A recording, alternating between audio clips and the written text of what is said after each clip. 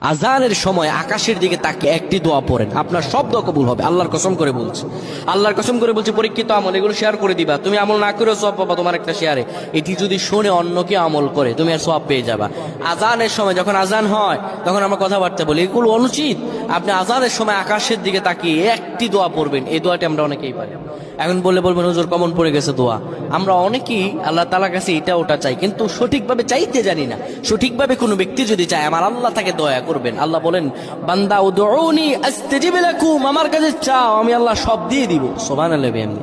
যখন আপনার আজান হয়, আজানের সময় আপনি আসমানের দিকে তাকান, তাকিয়ে আপনি বলুন, পড়তে থাকেন, আল্লাহুম্মা আনতা রাব্বি লা ইলাহা ইল্লা আনতা খলাকতানি ওয়া আনা আবদুকা ওয়া আনা আলা আহদিকা ওয়া ওয়া'দিকা মাসতাতা'তু আউযু বিকা মিন শাররি মা সানা'তু আবু'ু লাকা বিনি'মাতিকা আলাইয়া ওয়া আবু'ু বিযানবি ফাগফির লি ফাইন্নাহু লা ইয়াগফিরুয যুনুবা ইল্লা আনতা।